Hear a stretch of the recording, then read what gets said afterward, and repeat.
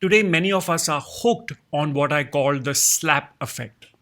That sudden, sharp hit of stimulation just to feel something.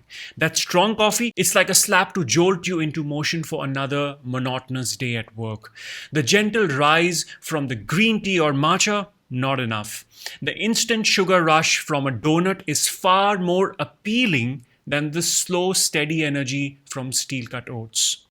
And it's not just food or caffeine. The ultra stimulating imagery on adult website has replaced the intimacy of cuddling or real connection with a partner. The brain, once wired for natural, slow building pleasure, now craves intensity and it wants it instantly. We have become conditioned to prefer the spike over the steady, the hit over the habit, and it's showing up in how we eat, how we work, how we relate, and even how we feel. Let's zoom out. Why do we chase highs like that in the first place? What's really happening under the hood? The answer lies in the powerful neurochemical dopamine. So in this video, I'll walk you through 8 powerful steps to help you balance and normalize dopamine. Steps that can make real difference in breaking free from addictive patterns that may be sabotaging your progress and potential. Dopamine is often called the feel-good or reward chemical, but that only scratches the surface. Basically, it's a fuel behind your drive, your motivation, your ability to take action and feel the thrill of progress. It gets you out of the bed in the morning with a sense of purpose. It pushes you to set goals, work hard, and feel accomplished when you tick something off your to-do list. When it's balanced, dopamine is incredible. But without it, life feels heavy. Low dopamine can lead to apathy, fatigue, poor focus, and that dreadful sense of just going through the motions. And this is why it's often linked to conditions like depression, low motivation, and even ADHD. But that's just one side of the story. In our modern world, dopamine is under constant attack. And not just from being too low, ironically, it's also about having too much of it too often and from all the wrong places. Think about all the things that spike dopamine. Scrolling endlessly on social media, binge watching shows, crushing a tub of ice cream, or playing video games for hours. These things hijack the brain's reward system. They don't just release dopamine, they flood it. The loop goes something like this. The first step is that something triggers you. It can be boredom, stress, a sound, a smell, even a thought. Then your brain releases dopamine in anticipation of the reward, not just when you get it, but even before. And that hit of motivation feels good. Okay, it pulls you towards the behavior, the cookie, the reel, the drink, and the brain takes note. This feels good. Let's do it again. And you do again and again. And soon it becomes a habit. And then it becomes automatic. So basically a loop reinforced by repetition and hardwired into your neural pathways. But here's a catch. The brain doesn't like too much of anything. So when dopamine is constantly spiking, the brain starts to resist.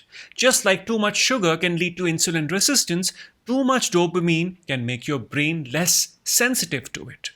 You stop feeling the same level of pleasure. So you crave more stimulation, more intensity, just to feel okay. And that's when addiction kicks in. And it happens in everyday life, not just in extreme cases. You used to feel satisfied with one cookie, now you want 5. One episode used to be fun, now you are 3 seasons deep and still feel unfulfilled. You used to scroll for a few minutes, now you've lost 2 hours and your energy along with it.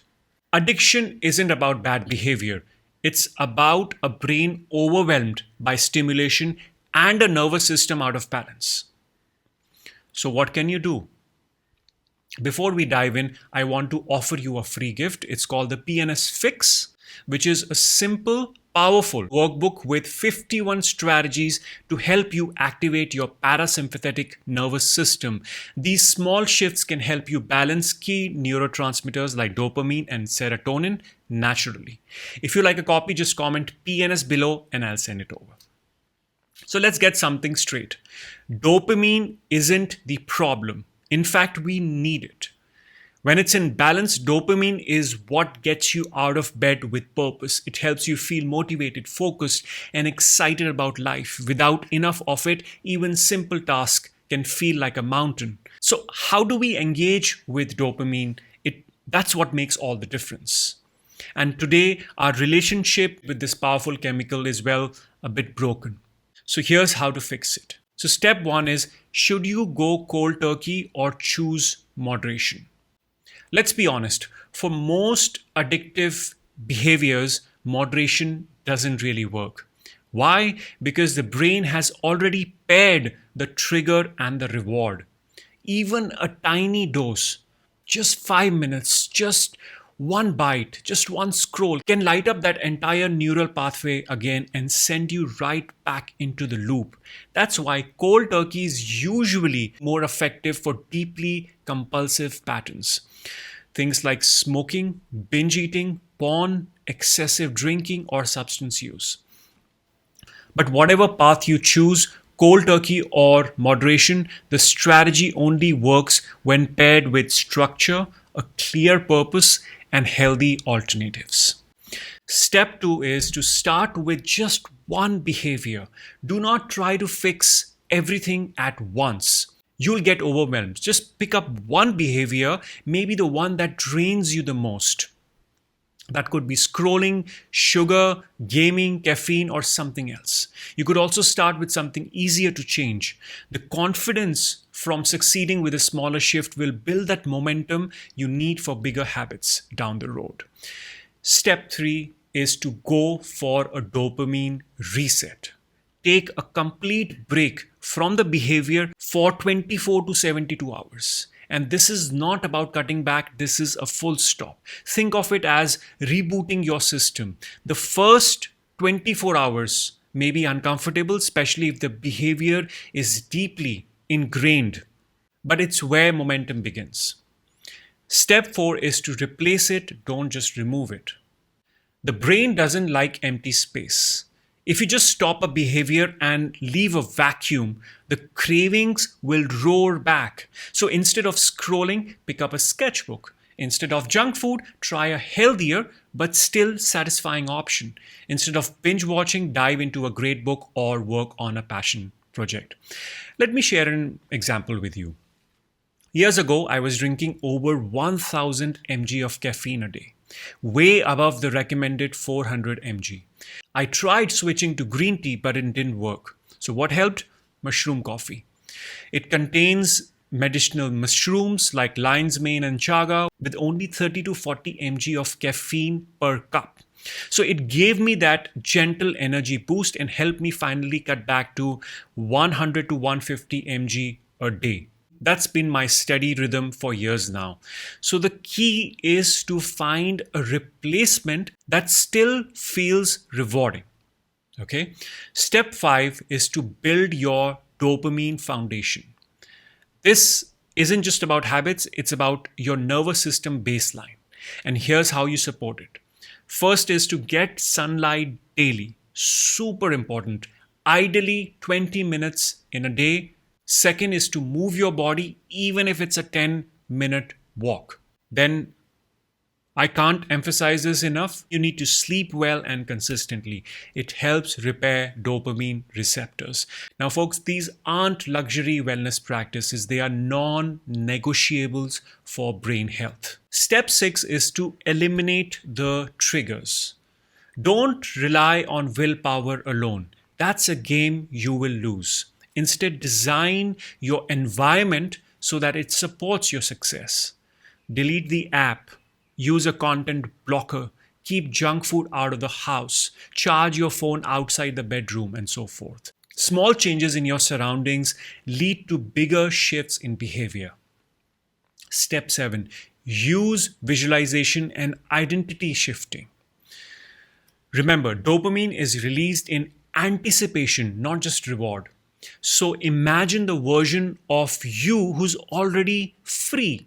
Picture what your mornings, your energy, your clarity could feel like. Say to yourself, I am someone who chooses real energy, not fake highs. The more often you reinforce this identity, the stronger that new pathway becomes. Step 8, embrace boredom. Yes, really, boredom is not a problem, it's a portal to healing. Let's say you are writing an article and you take a 10-minute break.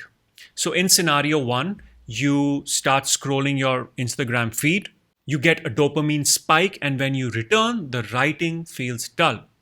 In scenario B, you sit in the sun, stretch, or take a few deep breaths. Boring? Maybe, but when you return, your mind is calm, focused, and engaged. Boredom is where the dopamine receptors heal, where your mind resets, where presence returns. Your brain wasn't built for constant stimulation, it was built for natural rewards, connection, movement, purpose, creation. So let your brain remember how good real life feels again. So this was it, folks. And if you like support along the way, tools, reminders, daily practices, grab your free copy of the PNS Fix workbook. Just comment PNS below and I'll send it over.